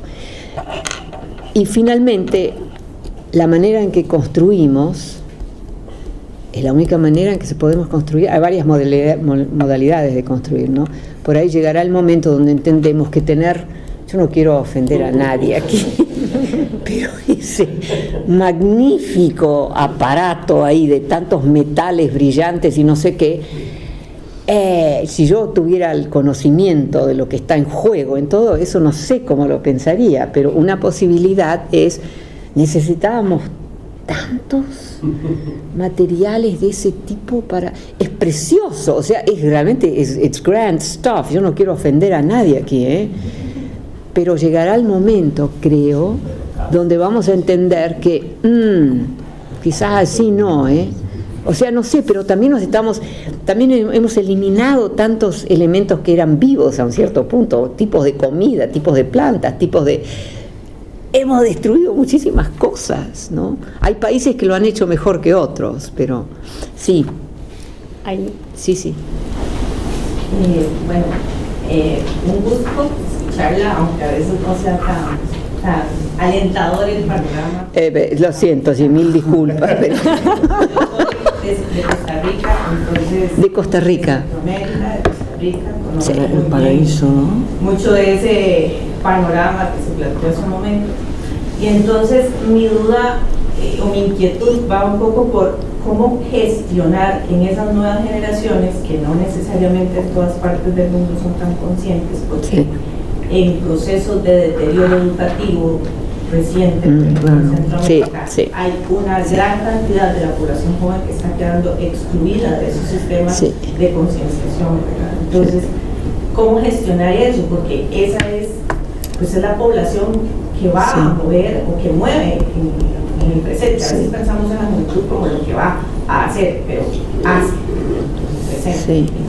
Entonces, ¿cómo gestionar? O sea, ¿cómo se podría movilizar esa conciencia? Porque hay elementos institucionales que van en deterioro, que son quizás esos protectores. Antes se mencionaba lo de la pared y el caso de protegerse, ¿verdad? Y saber cómo protegerse, pero es que cuando esos mecanismos de saber cómo protegerse ni siquiera están siendo identificados y se están yendo hacia atrás, ¿verdad? Porque Costa Rica tuvo un proceso digamos, de desarrollo institucional, etc., en la segunda mitad del siglo XX, que ayudó a generar una clase media, muchísima mayor conciencia social, etc., pero eso está en el proceso. ¿Verdad? Y creo que es un problema también en muchos otros países de América Latina, cuando la coterránea latinoamericana planteaba el caso de Argentina, yo inmediatamente lo asociaba con la piña en Costa Rica, con los problemas de cáncer gástrico, con las aguas contaminadas, etcétera, etcétera. Entonces son muchas situaciones, y el fenómeno climático en un país tan pequeño, ¿verdad? Que usted proviene de Holanda, pero yo de Costa Rica. Mi país también es chiquito. Pacífico, ambos, ¿verdad? Entonces, por ejemplo, estos son 2 meses prácticamente que han ido dejando las carreteras, o sea, es un desastre, o un gobierno que no tiene fondos, ¿verdad? Entonces, la situación de mucha de la población es sobrevivir. O sea, es un asunto, no son derechos, a veces pensamos en los derechos de generación, ¿verdad? Pero esto es un asunto de sobrevivir, de no poder trasladarme a mi trabajo, de no poder trasladarme a social, o sea, de cosas muy básicas. Entonces, ¿cómo gestionar en esas dinámicas, que son las dinámicas en muchas partes del mundo también, esa conciencia, ¿verdad? Porque como bien planteado, pues es una situación privilegiada. Mira, mi manera de verlo, y hay muchas partes distintas del mundo, así que aquí pero yo creo que nosotros los individuos, yo, ella, vos, etcétera, tenemos que tomar conciencia seria de que tenemos que participar en las modalidades que necesitamos para sobrevivir, ¿no es cierto? Y que algo tiene que cambiar. Ahora, eso va a ser muy difícil, porque los grandes actores que ahora comandan la comida, lo que comemos, son grandes actores máximamente. Así que vamos a tener que empezar, a mi manera de ver, con pequeñas movidas, donde vamos moviendo más y más, que más y más en una pequeña, tomamos el ejemplo de una pequeña ciudad, ahí hay suficientes actores que saben cómo, ¿cómo se dice? To make the food, hacer la comida, pero no digo hacer la comida que la traen en un plato, yo digo plantar, ¿no? Cultivar, sí, cultivar, exacto, cultivar. Que yo creo que yo veo que hay una tendencia ahora a reconocer que eso importa, pero es difícil, porque tenemos mecanismos muy poderosos que nos facilitan todo, y que nos volvemos perezosos, digamos, en cuanto a todo eso. Pero yo creo que también hay más y más gente que le importa mucho proteger a la naturaleza y proteger a su propia, ¿cómo se dice? Salud, ¿no es cierto? O sea, yo veo un poco de cambio ahí, que es importante y que no lo quiero minimizar, tampoco lo quiero maximizar, ¿no es cierto? Pero algo está cambiando. ¿Es suficiente? No. ¿Puede avanzar? Sí. Más y más gente joven está ahora en juego en eso, ¿no es cierto? No todos, hay muchísima gente todavía que nada, no les interesa nada, pero algo está cambiando. Ahora, históricamente, nosotros los humanos, hemos sobrevivido muchas situaciones que han sido bastante negativas. Para sobrevivir hemos aprendido algo, ¿no es cierto? Entonces, pero ahora estamos en un momento donde se juntan muchísimas cosas porque hemos destruido enormemente, eso lo sabemos todos, ¿no es cierto? O sea, es impresionante lo que hemos destruido. Entonces, vamos a tener que inventar nuevas modalidades para cumplir con un proyecto amplio de protección de Mother Nature, ¿no? De la naturaleza y lo que nos da y lo que necesitamos de ella. O sea, eso va a variar muchísimo. Los holandeses, porque la mitad del país está bajo agua, están siempre preparados a protegerse. En muchos otros países, Argentina, tanta tierra y poca población en realidad, en términos relativos, ellos como sienten que tienen, o sea, eso va cambiando muchísimo, ¿no? Pero es un tema, pero yo creo que el tema está emergiendo, que la gente está empezando a reconocer, etcétera, etcétera. Sí. Tenemos aquí una pregunta. Bien, gracias. Mi nombre es Caísa, soy de Brasil y me gustaría que pudiera comentar un poco sobre Brasil. Sí. Pudiera comentar un poco sobre lo invisible, cómo podemos, no sé, ese abordaje de lo invisible, porque cuando hablas que sí, que hay una generación, hay la juventud y hay un desarrollo de una conciencia ambiental, pues, ¿qué puedo decir de Brasil? Que sí hay, pero que por ejemplo, esa conciencia ambiental o ese cuidado con la naturaleza se puede ver como ya en los años 80, 70 o hasta 60, ahí con el ecologismo de los pobres, de las mujeres, de los campesinos, de los pueblos indígenas. Y ahora estamos en un momento, por ejemplo, que volvió mucho de la extrema derecha. Estamos en elecciones en Brasil, se va de nuevo por ahí demandar el segundo mandato de un gobierno fascista de extrema derecha. Pero también está el otro, ¿no? El viejito.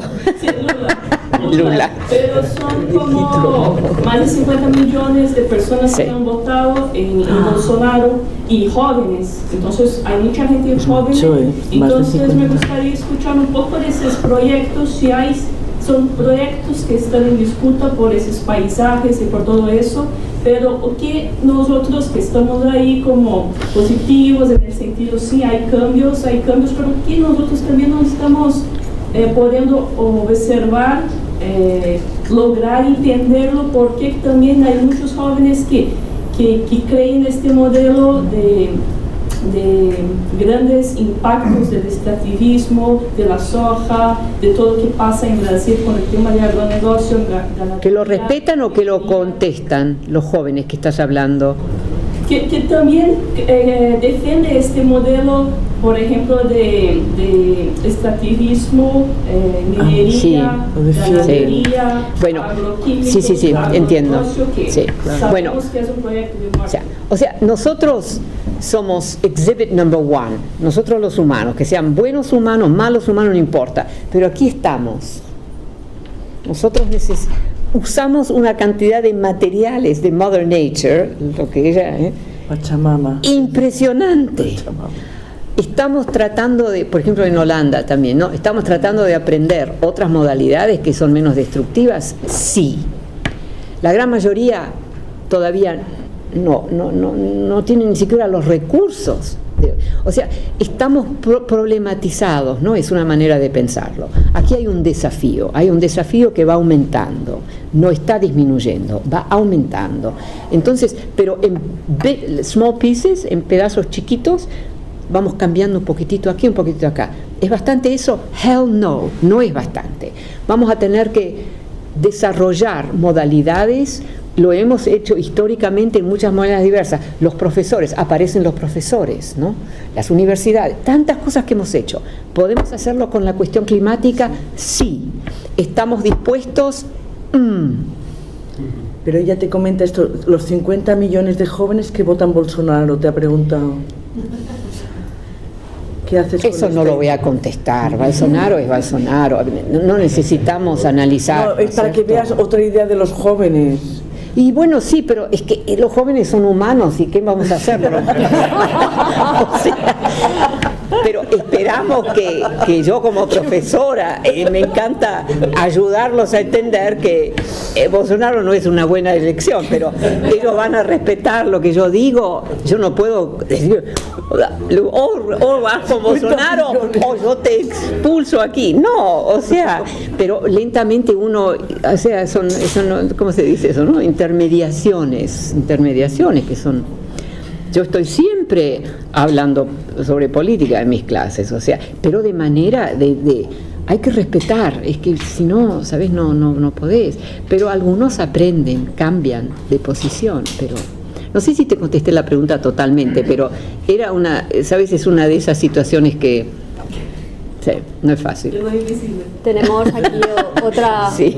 Bueno, ya estamos empezando a terminar, me imagino, ¿o no? Sí. No, yo encantada, pero ustedes probablemente. Sí, tenemos Cristina. Ahora es el cierre tú.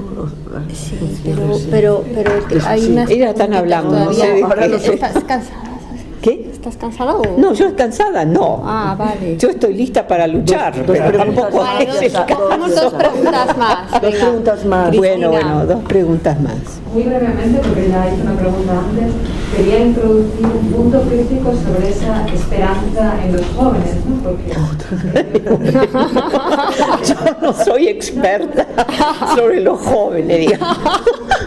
Los viejitos un poco mejor, pero los jóvenes... A ver.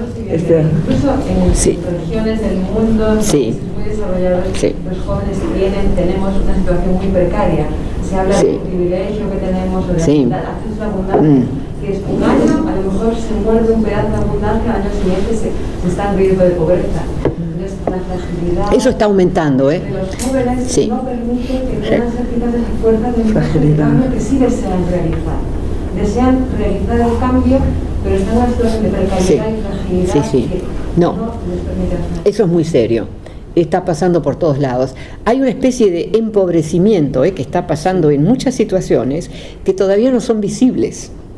Entonces ahí estamos confrontando algo más, digamos, ¿no? Entonces lo que yo pienso es hasta qué punto eso puede ayudar, esa catástrofe que se está viniendo un poco, para bastantes más y más gente, cómo puede funcionar como un indicador. Algo tiene que cambiar. Entonces, estos increíbles edificios son un lujo, me imagino, que cuesta. Vamos a tener que cambiar un poco las modalidades, va a tener que ser algo un poco más modesto, no sé cómo que llamarlo, pero necesitamos tanto lujo, como tanta grandiosidad, no digo como esto, digo como en tantos otros lugares, no, podemos volver a algo donde realmente respetamos a la naturaleza, porque dependemos de ella, porque sin ella siamo finiti. Sí, deberíamos. Y yo creo que en las nuevas generaciones vemos los dos elementos, algo que son totalmente indiferentes a todo esto y otros que realmente, o sea, hay más y más estudiantes que están muy interesados en entender cómo manejaremos nuestros futuros inmediatos, por así decirlo. Entonces, estamos en eso, que tiene algo positivo. Vamos a destruir todos los grandes edificios que están matando a la, qué sé yo, que no son necesarios, que por ahí no están totalmente ocupados. No los vamos a matar, vamos a tratar de ocuparlos con aquellos que necesitan vivienda, ¿no? O sea que tenemos algunas opciones muy básicas, muy simples, pero vamos a depender de ciertos actores que lo quieren o no. Pero ese es yo diría es un primer paso. Un primer paso es, si hay un edificio vacío, eso no nos lo podemos permitir. ¿Cómo? Así. Justamente. Perdona por interrumpirte, pero dame el clavo, porque esta ciudad está llena de edificios vacíos. Sí, lo estoy notando, lo sé. Entonces ahí uno tiene que empezar a, bueno, ¿esto qué es? ¿A quién le conviene esto? ¿Le conviene a los que lo hicieron y que ganaron la...? Entonces, pero yo creo que eso está empezando a pasar. Estamos conscientes, no somos tan estúpidos, ¿no? Somos un poco estúpidos, pero no tanto. Entonces, no, eso es como que, y ahí yo pienso que nuevas modalidades están entrando en juego y que cuando yo me muera todavía estará todo así, pero que algo va a cambiar. Tenemos una palabra ahí. Eso no ayuda mucho. La última palabra, sí.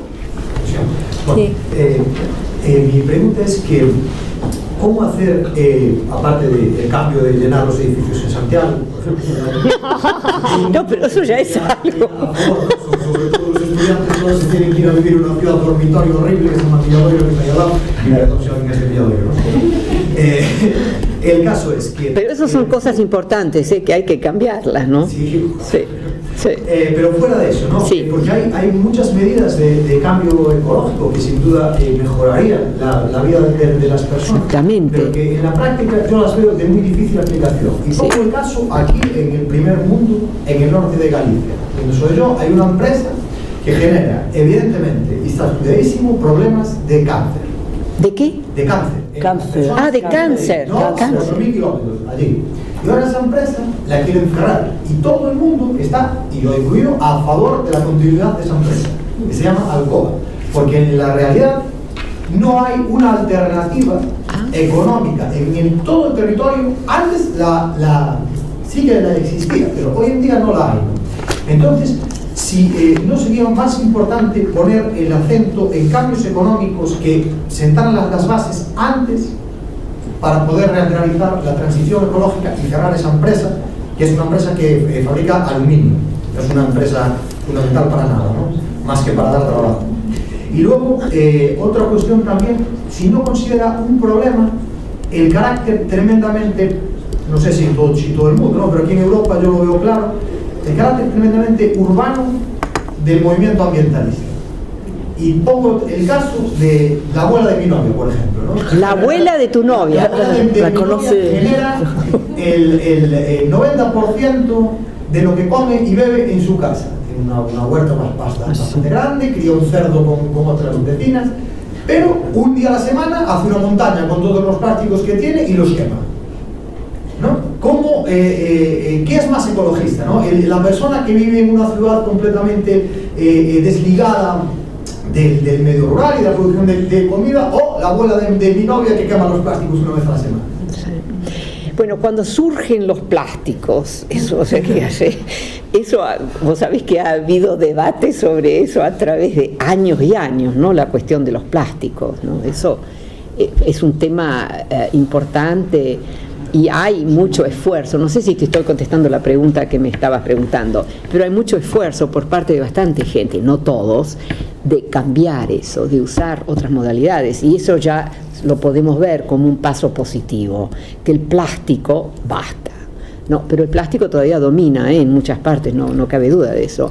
Pero vamos aprendiendo un poquito, ¿no? Hemos sido muy destructivos nosotros los humanos, en muchos sentidos, pero también no somos tan estúpidos de no reconocer que estamos autodestruyendo a cosas que vamos a necesitar.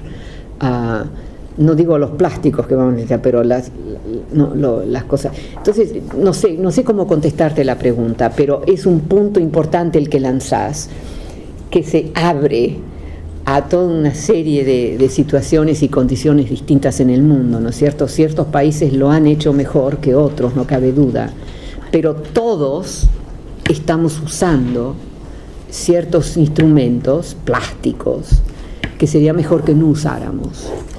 Y se están, como ustedes sabrán, ¿no? Se están tratando de desarrollar elementos que son equivalentes del plástico, pero que no son tan negativos, porque los necesitamos, porque estamos acostumbrados a vivir.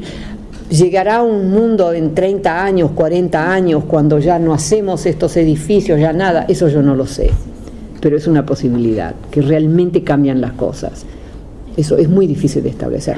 Nosotros somos básicamente destructivos, nuestra presencia, lo sabemos, ¿no es cierto? Entonces tenemos que cumplir al menos con lo que podemos hacer para minimizar nuestra capacidad de destruir, ¿no? Pero seguimos destruyendo, o sea, no sé cómo decirlo, pero es que cada vez que compramos algo en plástico, entonces la cuestión es evitamos el plástico, pero entonces vamos a comer otra cosa. Nosotros capturamos, ¿no es cierto? Pero podríamos estar mejor de lo que lo estamos haciendo, no tan salvaje. No sé si te contesté la pregunta.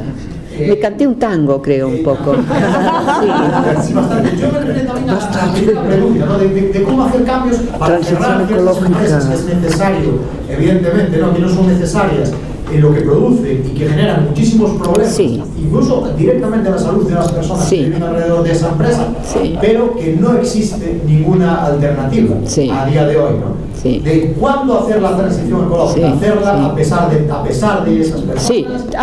Hay que empezar a hacer a pesar de, absolutamente. No podemos simplemente decir, esto es lo único. No, hay otras modalidades y lo estamos viendo.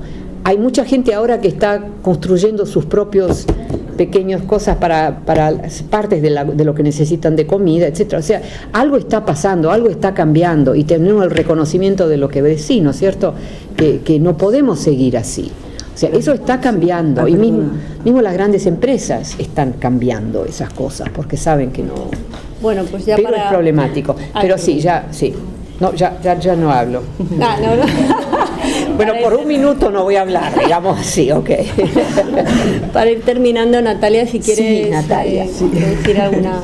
No, bueno, muchas gracias por tus reflexiones y yo creo, por hacernos pensar, yo creo que es lo más interesante que nos das, a mí me parece, ¿no? Que nos haces pensar cosas, ¿no? Y yo, bueno, creo que todas estas aportaciones del público han sido también fundamentales, ¿no? Yo he cogido así una síntesis de algunas, cuando te han preguntado sobre la acción transnacional, cómo podemos pensar una métrica del éxito, cómo podemos buscar una selección de acción social y política, cómo pensamos las estrategias de supervivencia, cómo pensamos en estos campos que están emergentes en América Latina, lo que está pasando que nos describían en Argentina, lo que está pasando con los jóvenes excluidos del sistema protector institucionalizado de la educación de Latinoamérica, cómo podemos ver el tema de lo invisible en Brasil, cómo podemos pensar en los ritmos de la transición ecológica ahora, cómo podemos pensar el carácter urbano desde el ecologismo, todo esto que nos ha aportado el público, yo creo que ha quedado también muy conectado con tus reflexiones. No, realmente ha sido un placer, ¿no? Hablar con ustedes y oírlos hablar especialmente. Yo me oigo hablar suficientemente, pero lo que me importó realmente es oír a ustedes. También en este contexto donde estamos, y más, esta señora, entonces, como que wow, ¿qué estamos hablando? No, me parece creo que terminamos con una buena nota y un poco de ironía, ¿no? Terminamos así. Bueno, muchas gracias.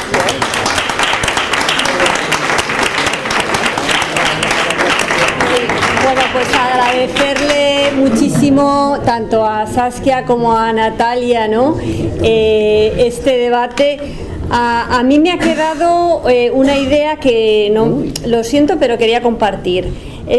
Yo creo que Saskia tienes una capacidad de dar en la esencia de las cosas que es increíble. Entonces ella nos habla de estos espacios vacíos, pero al mismo tiempo tenemos esos muros y fronteras que impiden entrar a la gente, ¿no?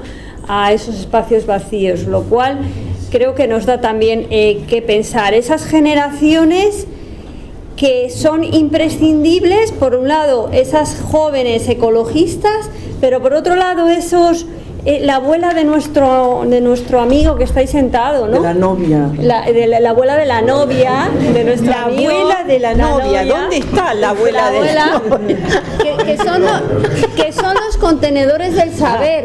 Que son los contenedores del saber, pero que no están en relación muchas veces. Buen punto. Que tienen que estar interrelacionados. Y yo creo que ahí tenemos un papel esencial de encontrar esa interrelación intergeneracional entre los motores del cambio jóvenes ecologistas y esos contenedores del saber que muchas veces no tienen el discurso. Contenedores. El tenedor. Containers. Y pero que a su mismo vez contaminan porque el pescador que tira el plástico, la abuela que quema el plástico, hay unas contradicciones que yo creo que tenemos que pensar. Sí, podemos hacer algo, hay mucho de lo que estamos usando de manera mala, ¿no? Que se puede recuperar. Claro. Y mucha gente lo está haciendo, en realidad. Estamos aprendiendo. Claro. Bueno, y bueno, con eso pues darle las gracias a las dos se acabó por haber venido. Se acabó la función. Se acabó, sí. Muchísimas gracias.